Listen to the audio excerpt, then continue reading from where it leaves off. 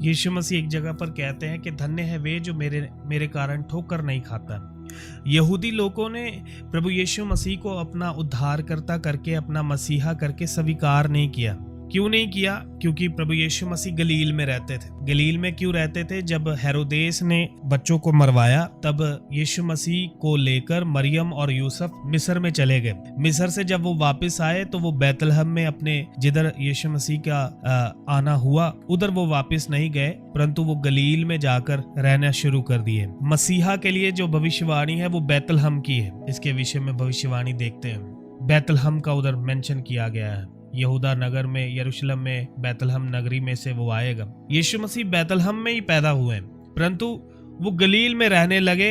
इस कारण से यहूदी लोगों ने उस पर विश्वास नहीं किया। अब जो आने वाला है, मैंने कल रात को आपको ग्रुप में मैसेज डाला था, कुछ वचन मैंने डाले थे। मत्ती 24:5 आए था। अब जो आने वाला है, जिसको इजरायली लोग अपना मसीहा करके मानेंगे, वो विरोधी मसीह होगा, वो एंटी क्राइस्ट होगा। उसके विषय में यीशु मसीह ने मत्ती 24:5 में लिखा है, बहुत से ऐसे होंगे जो मेरे नाम से आकर कहेंगे मैं मसीह हूँ, और बहुतों को भरमाएंगे। फिर मत्ती 24:15 कहता है, इसलिए जब तुम उस उजाड़ने वाली घृणित वस्तु को, जिसकी चर्चा दानियल भविष्यद्वक्ता के द्वारा हुई थी, पवित्र स्थान में खड़ी हुई देखो, जो आगे ब्रैकेट में लिखा है, जो पढ़े वह समझे, जो पढ़े वह समझे। ये घृणित वस्तु क्या है? ये जब अब के समय में सारा फंड रेजिंग हो गया है इजराइल में, सारा आप जानते हैं इजराइल के जो रब्बी लोग हैं, जो गुरु लोग हैं, वो इन दिनों में क्लेम कर रहे हैं कि हम एवरी डे, हर दिन हम जो है मसीह के साथ हमारा सिटिंग होता है, हमारी बैठक होती है, हम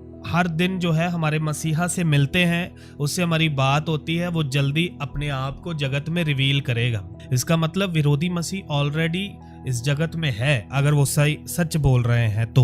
उससे आप अंदाजा लगा सकते हैं कि प्रभु का आगमन कितना नजदीक है। समझ रहे हैं आप? न्यूज में है ये बात। रब्बी जो है, उधर के गुरु जो है, फरीसी लोग हैं आज के समय में, वो लोगों का कहना है कि हमारी मीटिंग होती है हर रोज विरोधी मसीह से। उनके लिए वो मसीहा है, उसको वो मसीहा मान रहे हैं, बट हमारे लिए वो विरोधी मसीह, जिसके प्रकट होने के लिए प्रभु चेतावनी दे रहे हैं। उसको वो विनती करेंगे कि तू हमारे लिए यहोवा का मंदिर बनाओ। मंदिर बनेगा अभी इजराइल में, फिर से मंदिर खड़ा होगा। सारा फंड रेजिंग शुरू हो गया है, ऑलमोस्ट कंप्लीट हो गया है, और सारी तैयारी जो है हो गई है। यहूदी लोग जो है इजराइल में इकट्ठा हो रहे हैं धीरे धीरे करके, ताकि मंदिर की उसारी की जाए। अब प्रोफेसी के अनुसार जो परमेश्वर ने दाऊद से बात किया कि तू मेरा मंदिर को नहीं बनाएगा, तेरे बाद तेरा जो बेटा आएगा, तेरा वंश आएगा, वो मंदिर बनाएगा। वो बात को लेकर अब यीशु मसीह भी कहते हैं, इस मंदिर को ढा दो, मैं इसे 3 दिन में बनाता हूँ। बनाया ना यीशु मसीह ने, आत्मिक मंदिर बनाया, आपको और मुझे बनाया। कलीसिया वो मंदिर है जिसको यीशु मसीह ने बनाया, नए नियम का मंदिर है। आप देखेंगे एक समय पर एक ही मंदिर है यहोवा का पूरी धरती पर। पहले तंबू के रूप में था, फिर पक्के रूप में यरूशलेम में था, जिसे सुलेमान ने बनाया। उसके बाद हेरोदेस वो गिरा दिया गया, सुलेमान का बनाया हुआ, यर्मिया के समय में जब बेबीलोनी आए। उसके बाद हेरोदेस ने यहूदी लोगों को खुश करने के लिए बना कर दिया था उनको हैकल, जिसकी छत पर यीशु मसीह को शैतान ले गया था, जिसके अंदर जाकर यीशु मसीह ने तोड़ फोड़ कर दिया था, सारी दुकानें पलटा दी थी और कहा था कि तुम मेरे पिता के घर को डाकुओं की खो बना दिया। वो हेरोदेस के द्वारा बनाया गया है, उसी स्थान पर जिस स्थान पर सुलेमान ने बनाया था, वो भी गिरा दिया गया। यीशु मसीह ने यही मत्ती 24 अध्याय में ही अपने प्रेरितों से बातें करते वक्त कहा था कि ये जो तुम देख रहे हो, मंदिर के विषय में बातें की। मैं वो वचन भी पढ़ देता हूँ आपके सामने। जब यीशु मंदिर से निकलकर जा रहा था, मत्ती 24:1, तो उसके चेले उसको मंदिर की रचना दिखाने के लिए उसके पास आए। उसने उनसे कहा, तुम यह सब देख रहे हो ना? मैं तुमसे सच कहता हूँ, यहाँ पत्थर पर पत्थर भी ना छूटेगा जो ढाया ना जाएगा। आज यरूशलेम में डॉम ऑफ द रॉक बना हुआ है, मुस्लिम लोगों का स्थान, उधर आराधना स्थल बना हुआ है। वहां पर मंदिर का स्थान जो है, पत्थर के ऊपर पत्थर भी नहीं छूटा है। यीशु मसीह का कहा हुआ बात, वो हेरोदेस का बनाया हुआ मंदिर, वो भी गिरा दिया गया। यीशु मसीह ने ऑलरेडी उधर प्रोफेसी किया था कि इसको गिरा दो, मैं 3 दिन में इसको खड़ा कर दूंगा। उसके बाद क्या हुआ कि जब यीशु मसीह मुर्दों में तीसरे दिन जिंदा हुए, तो उसके बाद कलीसिया की स्थापना हुई, कलीसिया बनी। पतरस के ऊपर बनी, प्रेरितों के ऊपर बनाएगी। प्रेरितों ने जब पतरस ने प्रचार किया तो कलीसिया की पहली कांग्रीगेशन जो थी वो 3000 लोग जो थे, उन्होंने उद्धार पाया, बपतिस्मा लिया। वो परमेश्वर का मंदिर बने, हम लोग परमेश्वर का मंदिर बने। फिर पौलुस के ऊपर भी ये बात रिवील होती है कि हमारी देह परमेश्वर के आत्मा का मंदिर है, जो जिसमें परमेश्वर का रूह बसता है। जो इसका नाश करेगा परमेश्वर उसका नाश करेगा। तो हम परमेश्वर के मंदिर बन गए हैं। बट अब जो यहूदी लोग अपनी बुद्धि से, अपनी समझ से जो इंटरप्रिटेशन करते हैं पुराने नियम की, पुराने भविष्यवाणियों की, उनके हिसाब से अब थर्ड टेम्पल बनेगा। कौन बनाएगा? यहूदा की गोत्र में से ही बनाएगा। और इसकी कोई पुष्टि नहीं है। बट जो ट्रम्प है, ट्रम्प आप सब जानते हैं ट्रम्प को, ट्रम्प का जो दामाद है वो एक यहूदी है, यहूदा की गोत्र में से है। वो ट्रम्प का दामाद, जब ट्रम्प पावर में आया तो ट्रम्प ने यरूशलेम को इजराइल की कैपिटल घोषित किया था। I recognized Jerusalem as the capital of Israel.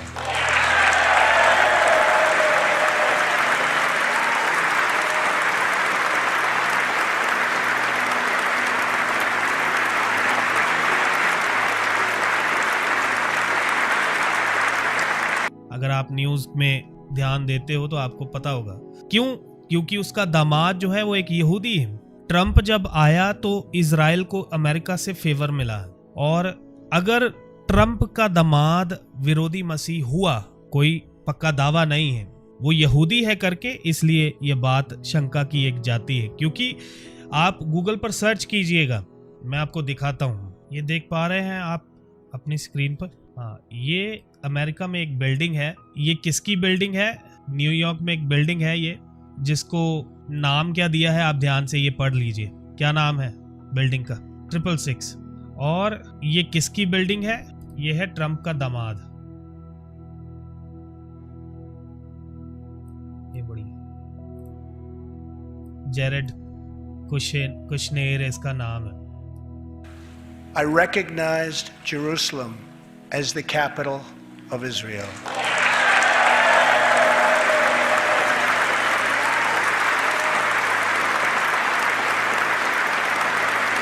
तो जब ट्रम्प जो प्रेसिडेंट बना तो उसने इजराइल को फेवर दिखाया। इसी के कारण उसने यरूशलेम को, जो आप जानते हैं मुस्लिम लोगों और यहूदी लोगों में यरूशलेम एक मुद्दा है। पिछले दिनों में आपने फिलिस्ती और इजराइल का युद्ध भी आपने देखा। वो सिर्फ यरूशलेम की खातिर ही होती है उनकी लड़ाई, जब भी होती। तो यरूशलेम को इजराइल का कैपिटल बना दिया गया। अब जब थर्ड टेम्पल बनेगा, उस थर्ड टेम्पल को बनाने के लिए मदद करने वाला व्यक्ति खुद ही उस मंदिर में बैठ जाएगा कि मैं ही ईश्वर हूँ। यही वचन मैंने आपको कल रात को भेजा था, है ना। यीशु मसीह ने जब कहा मत्ती 24:15 में, इसलिए जब तुम उस उजाड़ने वाली घृणित वस्तु को, जिसकी चर्चा दानियल भविष्यद्वक्ता के द्वारा हुई थी, पवित्र स्थान में खड़ी हुई देखो, जो पढ़े वह समझ जाए। घृणित वस्तु को पवित्र स्थान में, जब मंदिर बन जाएगा तो पवित्र स्थान में, अति पवित्र स्थान में जिधर यहोवा का संदूक रखा जाता, उधर ये अपना सिंहासन लगाकर बैठ जाएगा कि मैं ही तुम्हारा ईश्वर हूं, मुझे वर्शिप करो।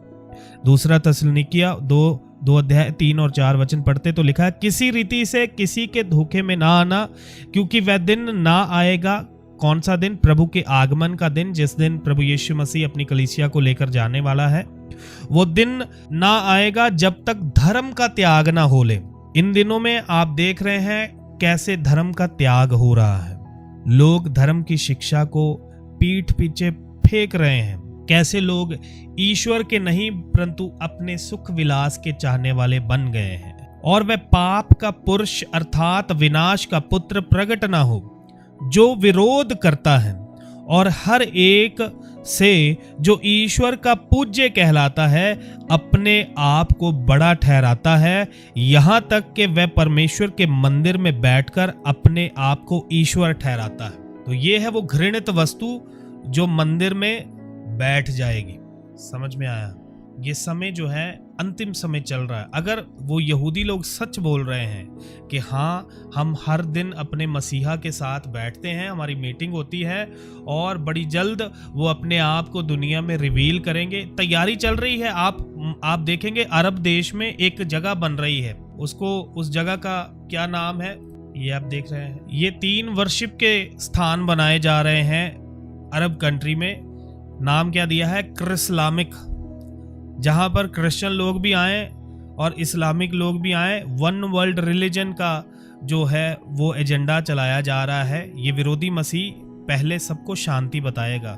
धर्म के नाम पर झगड़ा मत करो, धर्म के नाम पे आर्ग्यूमेंट मत करो। तुम अपने ईश्वर की उपासना करो, हम अपने ईश्वर की उपासना करेंगे। ये इसी की तैयारी चल रही है। ये अरब देश में तैयारी हो रही है, बन रहा है। One world religion of Christian और इस्लाम को कंबाइन किया जा रहा है कि तुम भी आओ इधर, तीर्थ यात्रा करके इधर आओ, तुम भी आकर वर्शिप करो, हम भी इधर वर्शिप करते हैं। हम अल्लाह की करते, तुम यीशु की करो, कोई परेशानी नहीं, कोई दिक्कत नहीं। यही पीस मेकर है, पीस मेकर बन के आएगा। कुछ समय शांति होगा और उसके बाद जब मंदिर तैयार हो गया यरूशलेम के अंदर, उसके बाद ये व्यक्ति अपना असली रूप जो है वो दिखाना शुरू करेगा।